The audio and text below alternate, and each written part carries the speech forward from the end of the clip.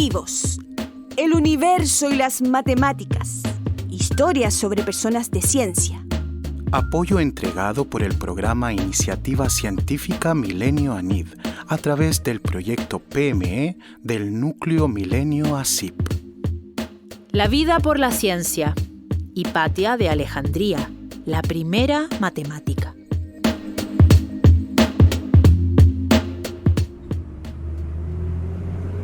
Yo ya había escuchado sobre ella. No me acuerdo de su nombre. Ay, alguien me habló, no sé si mi tío o en el club del año pasado. ¿Sí? Ya me acordé. Hay una película reciente sobre ella. ¿Cuál película? Se llama Ágora, aunque no la he visto. La primera matemática era griega. No son muchas las científicas mujeres y en la antigüedad menos, imagínate. Lo que me imagino es que los griegos eran terrible machistas. Yo creo. Así que más mérito para ella. Y si hicieron una película, supongo que es una historia interesante. Ay, ahora recuerdo que su final fue terrible. ¿Su final? ¿Onda, hablas como de su muerte? Sí, creo que la asesinaron. ¿La asesinaron? ¿Onda, no sé, en un asalto? Ay, no, Graciela. Me parece que la asesinaron porque no les gustaba lo que enseñaba. ¿No le gustaba a los estudiantes? ¿O como ellos la mataron porque era muy estricta? Ay, no, un grupo de fanáticos religiosos, algo así. Creo que no les gustaba la filosofía que enseñaba. ¿En serio? ¡Wow! ¡Qué terrible!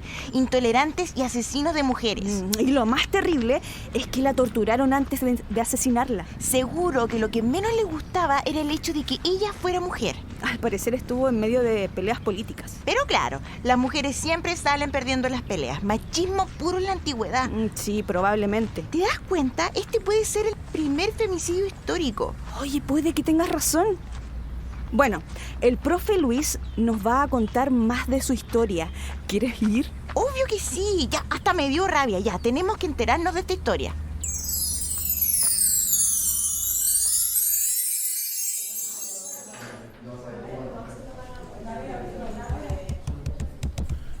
Fue la primera mujer matemática de quien se tienen registros. Vivió en Alejandría, la gran ciudad de Egipto que pertenecía al Imperio Romano, aproximadamente entre los años 360 a 400, es decir, a finales del siglo IV de nuestra era, hace más de 1500 años. ¿Y si le decimos que dejemos la clase de historia para otro día y pasamos directamente al femicidio? Shh, Graciela, escuchemos. Estudió matemáticas, filosofía y astronomía, para lo cual viajó a Atenas y Roma. Se educó en el Museo de Alejandría, que era en realidad un instituto, un centro donde había lugares para reuniones y una gran biblioteca. De hecho, era la biblioteca sucesora de la Biblioteca de Alejandría, que había sido cerrada e incendiada mucho tiempo antes. Junto a su padre, el matemático Teón, se dedicaron a preservar el conocimiento creado por los griegos en la antigüedad, como Platón, Euclides, Ptolomeo, Diofanto, entre otros. Esos últimos nombres me suenan, pero ¿conocía a Hipatia? ¿Y a su padre? ¿Cómo se llamaba? ¿Terrón? No sé, Graciela. Pero pregúntale al profesor. ¿Sí? ¿Tiene alguna duda? Nos parece que no recordamos ningún teorema de Hipatia. ¿Hay alguno que se enseñe en la escuela? Buena pregunta. Imagino que los últimos nombres son más conocidos, como Diofanto o Euclides. Claro, muy conocidos. Euclides, el de la geometría. Sí, bueno, hay varios teoremas de ellos, pues sucede que Hipatia y su padre vivieron durante lo que ahora consideramos como el fin de la antigüedad. Y luego siguió la modernidad. No, siguió lo que ahora conocemos como la Edad Media. Yo tampoco lo recordaba. El punto es que el Imperio Romano estaba por requebrajarse, el cristianismo se imponía como religión oficial y las otras corrientes filosóficas o religiosas, como las politeístas de la Grecia clásica, perdían fuerza. ¿Y eso qué tiene que ver con Hipatia? Bueno, pues que el periodo más importante de la creación en la cultura griega ya había pasado y la labor a la que se dedicaban Hipatia y su padre era la preservación de los conocimientos que habían sido creados varios siglos antes. O sea, que guardaban los libros que habían escrito los antiguos griegos. Sí, claro, pero no solo eso, tenían muchas cosas por hacer. Lo más importante quizá eran los comentarios. ¿Cómo comentarios? Sí, lo que hacían en el museo o la biblioteca de Alejandría era copiar los libros. Y como no habían imprentas ni ninguna fotocopiadora, pues... ¿Los copiaban a mano? Exactamente, pero además de copiar los libros, añadían lo que ellos llamaban comentario, que consistía en añadir el texto que consideraran necesario, ya sea para completar una idea o bien para explicarla mejor y que todo el mundo la entienda. Verdaderamente reescribían los libros. Entonces se convertían en autores, o como se dice ahora, en colaboradores. Coautores. No era esa la costumbre, aunque claro que en esa labor aportaban mucho de sus propias ideas. Quizás hoy se llamarían editores de los libros, pues su reescritura y trabajo de los comentarios podría pensarse como una edición del texto. Lo cierto es que muchos de los textos de los griegos antiguos son los que prepararon Hipatia y su padre. ¿Y esos eran libros de matemáticas? ¿O también hacían comentarios en libros de otras áreas? Bueno, como ya les había dicho, Hipatia conocía de temas muy amplios. Su padre era matemático y le enseñó todo lo que sabía. Aunque ella continuó aprendiendo, también se especializó en... Astronomía y matemáticas, siempre cerca, ¿no? Sí, también en astronomía. De hecho, comentó los textos de Ptolomeo sobre el modelo astronómico que se daba por verdadero en aquel tiempo. Ay, ¿no era ese el que el Sol gira alrededor de la Tierra? Sí, justamente se creía que todo giraba en torno a la Tierra. Pero no es al revés. Claro, ahora sabemos que la Tierra y todos los demás planetas giran alrededor del Sol, pero en la antigüedad se creyó por mucho tiempo que somos el centro del universo. Quizá a Hipatia y otras personas se le ocurrieron otras posibilidades, pero probablemente no tuvieran a mano suficientes mediciones, ni las matemáticas para modelar el movimiento planetario. Como sea, Hipatia conocía bastante bien el modelo de Ptolomeo y editó sus textos para que todo el mundo pudiera conocerlo. Entonces ella era algo así como una divulgadora de la ciencia. Bueno, sí, podemos pensar que su labor era la de preservar el saber, aunque también fue inventora. Hay registros de que inventó un densímetro, un aparato para medir la densidad de los líquidos, y mejoró el astrolabio que se conocía. Su nombre significa algo así como buscador de estrellas, que sirve para medir la posición relativa de un astro por medio de la medición del ángulo con el que se observa sobre el horizonte. En fin, era una persona de ciencia muy completa y sin duda la mejor matemática y científica de su época. ¿Y no hacía clases? Muy buena pregunta. De hecho, creo que eso era lo que más le gustaba hacer. Enseñar a sus alumnos. Daba clase y lo que ahora podemos considerar como conferencias, tanto en el museo del que se convirtió en directora tomando el lugar de su padre, como en la ciudad. En cualquier plaza o lugar de encuentro podía improvisar sus enseñanzas. Todos son bienvenidos. No importa de dónde vienen, el único requisito es pensar. Pensar por sí mismos para distinguir la verdad de la mentira. Encontrar el razonamiento matemático correcto y elegante, como lo dejó escrito Euclides y también Diofanto. Siéntanse cómodos. La ciudad es nuestra. Estamos en la ciudad del saber. ¿Tenía muchos estudiantes? Sí, era una brillante expositora. Explicaba de manera clara y transparente, y nada le entusiasmaba más. Reunía multitudes en el museo y también en cada conferencia improvisada que daba en la ciudad. 1000 veces más importante que un libro lleno de conocimientos es el transmitir esos conocimientos. El brillo de las estrellas no se compara con el brillo de cada una de las mentes de aquellas personas que han aceptado el desafío más noble, el de pensar con lógica y con rigor, dejando todo lo demás de lado. ¿Y a quién le hacía clases? ¿Los jóvenes iban a la escuela, estudiaban carreras como ahora? Sí, claro, en la sociedad helenista, en la cultura griega tenían su sistema escolar bien organizado, aunque también con muchos problemas. El punto es que Hipatia enseñaba temas muy especializados. Entre los estudiantes de Hipatia habían personas que se convertirían en personas influyentes, que más tarde tendrían cargos políticos. Entonces era cercana a los políticos. Bueno, el asunto era bastante complicado. Podría decirse que ella era cercana al poder civil, mientras que el poder de la religión cristiana crecía más y más. No sin conflictos, había una fuerte confrontación entre el cristianismo y lo que llamaban paganismo. ¿Paganismo? Sí, así le decían a todo lo que no fuera cristiano o judío, e incluía a politeístas de la cultura greco-romana y otras religiones.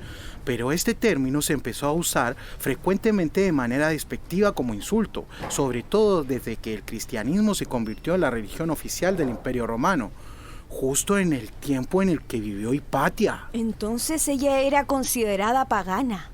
Uy, ya veo cómo terminará esta historia. En efecto, no termina muy bien. El ambiente se volvía cada vez más hostil y sucede que uno de sus estudiantes de Hipatia se convirtió en el prefecto de la ciudad, algo así como el alcalde. Se llamaba Orestes y con el tiempo se enfrentó cada vez más al poder religioso, encabezado por el patriarca Cirilo. ¿Patriarca como de patriarcado?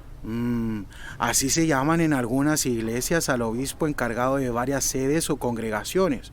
Bueno, en realidad no es coincidencia de que esas palabras compartan la misma raíz.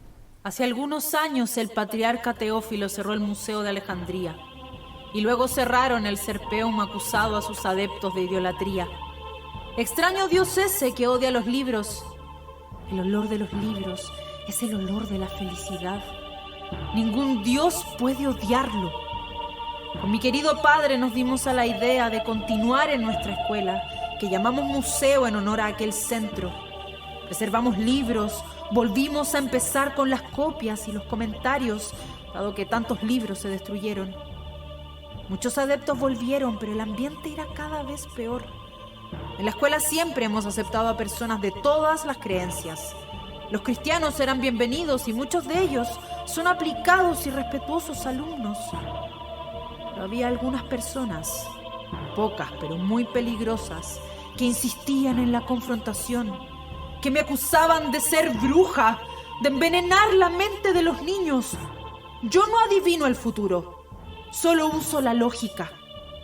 Pero puedo darme cuenta que las cosas empeoraban y que nada bueno traería el aumento del fanatismo en la ciudad. Qué triste todo. ¿Te das cuenta el miedo que causa una mujer libre en un mundo machista? Oiga, profe, ¿y Orestes, el alcalde, no pudo proteger a Hipatia? No, de hecho sucede que Orestes, que era cristiano pero celoso de su responsabilidad política, defendió a un grupo de judíos que eran expulsados por un grupo de monjes cristianos fanáticos. Esto provocó que intentaran asesinarlo, aunque no lo consiguieron. Luego el enfrentamiento fue aumentando aún más y corrió el rumor que Hipatia tenía embrujado a Orestes y que lo protegía con sus hechizos. Y fueron tras ella. En estos días de terror, mis pupilos se esconden en sus casas. La gente en la calle se ríe de la mujer a la que llaman bruja, de la mujer que es golpeada. No piensan que después las víctimas podrán ser personas que hablan distinto, que tienen otro color de piel. No solo quemarán libros, nos quemarán a nosotros. El odio ha cubierto las plazas de Alejandría. Así es. La asesinaron de la manera más despiadada. Después del asesinato de Hipatia, Orestes se rindió y huyó a Alejandría, quizás muy asustado. El cristianismo se consolidó en el Imperio Romano, cuya parte occidental se derrumbó. Pobre Hipatia. En una disputa entre hombres, fue la mujer la que resultó asesinada. Fue un escándalo, aunque no inmediatamente, pues de hecho Cirilo fue canonizado. ¡Qué injusto! Un femicidio que también fue un cientificidio. De hecho, después de Hipatia pasaron siglos para que la ciencia retomara su avance. Me imagino que también pasó mucho tiempo hasta que surgiera otra mujer matemática. Sí, de hecho bastante tiempo. Pero miren, ahora les tengo una sorpresa. Sucede que ocurrió una extraña coincidencia. Se alinearon los astros, como diríamos si creyéramos en la astrología. Bueno, en fin, lo que les quiero comentar es que justo este fin de semana se presenta una obra de teatro en el auditorio de la universidad y yo conseguí boletos. ¿Obra de teatro? ¿Sobre qué? Sobre Hipatia, el sueño de Hipatia, del escritor italiano Massimo Vicenzi. Tengo varias entradas para las personas que asisten al club. Es cierto que se alinearon las estrellas. Muchas gracias, profesor. ¿Qué dices, Inés? ¿Te tinca ir? Sí, obvio. Qué bueno que les interesó la historia de Hipatia. Las animo a saber más sobre ella.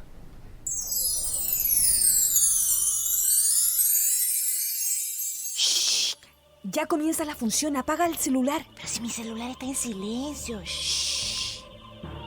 ¿Quieren que me convierta? ¿Me ofrecen dinero? ¿Quieren que jure por el cristianismo? Podría continuar con mi escuela si hago eso, me aseguran. Pero no puedo hacerlo. Si la religión o la ideología te dice cómo pensar, se convierte en una jaula de tu mente. No debemos preservar el derecho a pensar.